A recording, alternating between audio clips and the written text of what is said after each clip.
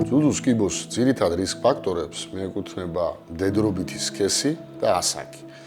საერთოდ ყველა ონკოლოგიური პათოლოგიის რისკ ფაქტორები ჩვენ შეიძლება დავყოთ მოდიფიცირებად და არამოდიფიცირებად ფაქტორებად და სწორედ მოდიფიცირებადი ისეთი ფაქტორებია, რომელთა შეცვლა შეუძლებელია. მდედრობითი სქესი არის ყველაზე დიდი რისკ ფაქტორი ძუძუს კიბოს განვითარების, მიუხედავად იმისა, რომ მამაკაცებში ეს დაავადება ჩვენ გვხვდება, შედარებით ნაკლები სიხშირით, რა თქმა უნდა, ქალთა მოსახლეობაში ძუძუს კიბო წარმოადგენს ერთ-ერთ მთავარ ონკოლოგიურ გამოწვევას.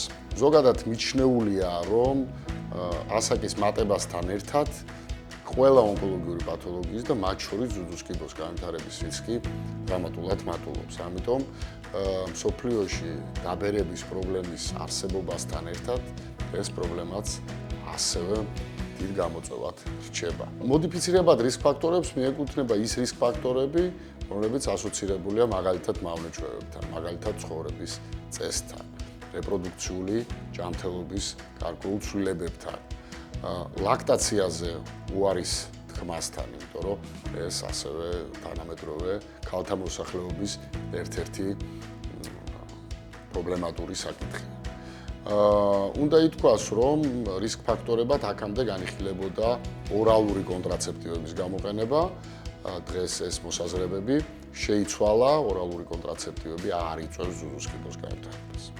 ცალკე აღნიშვნის ღირსია მემკვიდრული წინასწარ-განწყობა. მემკვიდრული წინასწარ-განწყობა ეს არის მდგომარეობა, როდესაც დედის ან მამის ხაზით დაფიქსირებულია ესა თუ ის ონკოლოგიური პათოლოგია და განსაკუთრებით ძუძუს კიბო. თუ ამ შემთხვევაში ჩვენ ჩავატარებთ გენეტიკურ ტესტირებას და ამ ქალბატონს გამოულინდება კონკრეტული გენების მუტაცია, ამ შემთხვევაში ჩვენ შეიძლება თითქმის 100%-ის ალბათობით ვივარაუდოთ, რომ ამ სუბიექტს ახალგაზრდა ასაკში შეიძლება დაუდგინდეს ძუძუს კიბო.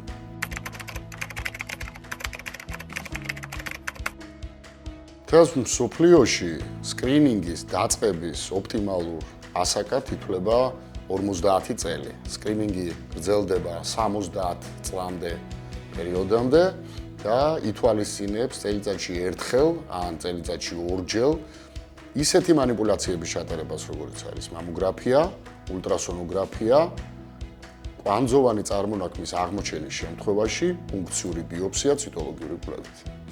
საქართველოში ჩვენ მივიღეთ ის გადაწყვეტილება, რომ დაგვეწყოს სკრინინგი 40 წლის ასაკიდან. აღმოჩნდა, რომ 40-დან 50 წლამდე ასაკობრივ ჯგუფში ძალიან მაღალი არის ძუძუს კიბოთი ავადობის მაჩვენებელი. თუმცა ცალსახად უნდა აღინიშნოს, რომ იმისთვის, რომ ერთი ადამიანი მაინც გადავარჩინოთ სკრინინგით ონკოლოგიური დაავადებისგან, როგორც მინიმუმ მოსახლეობის 60% უნდა იყოს ჩართული ამ ღონისძიებებში. სამწუხაროდ საქართველოში ეს მაჩვენებლები ძალიან დაბალია. დაბალია როგორც სოფლად, ისე ქალაქში.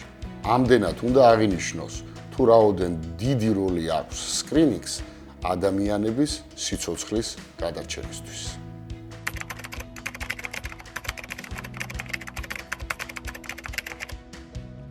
სკრინინგზე ვიზიტი არ არის დიდხნიანი პროცედურა.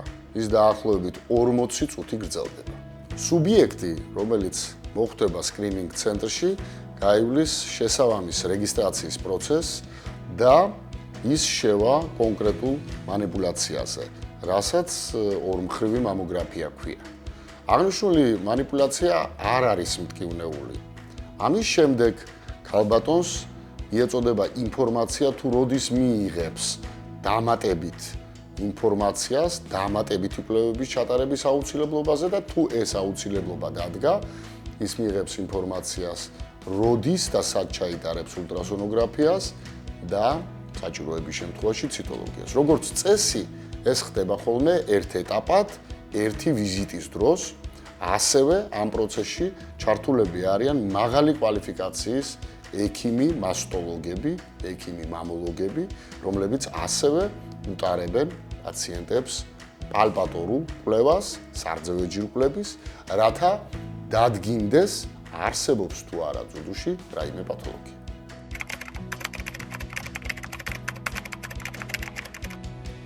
ყველა ონკოლოგიური დაავადების სკრინინგი მიზნად ისახავს ერთ მნიშვნელოვან ამოცანას. ეს არის ონკოლოგიური დაავადებისგან სიკვდილობის მაჩვენებლის შემცირება. ანუ მარტივად რო ვთქვათ, ადამიანის გადარჩენა ონკოლოგიური დაავადებისგან. შესაბამისად, სკრინინგს უაღრესად დიდი მნიშვნელობა აქვს ყველა ჩვენთაგანისთვის, ყველა ქალბატონისთვის და მამაკაცისთვის, რომელიც შესაბამის ასაკობრივ კონტინგენტს მიეკუთვნება.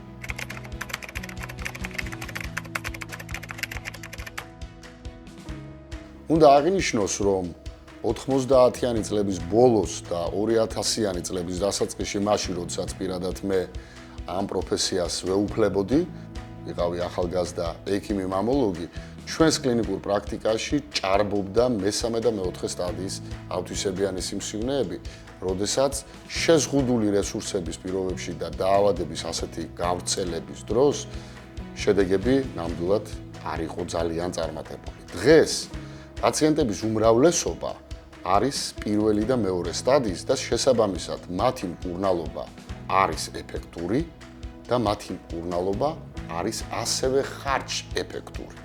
შესაბამისად, ბევრი ასეთი ადამიანი აღარ საჭიროებს ისეთ მძიმედ გადასატან მკურნალობის მეთოდებს, როგორიც არის მაგალითად ქიმიოთერაპია, მაგალითად დასხივება, მაგალითად ისეთი რთული ოპერაციები, როგორიც არის ძუძუს ამპუტაცია და იღლის, ბეჭქვეშა და ლავიწქვეშა ლიმფური კვანძების ამოკვეთა.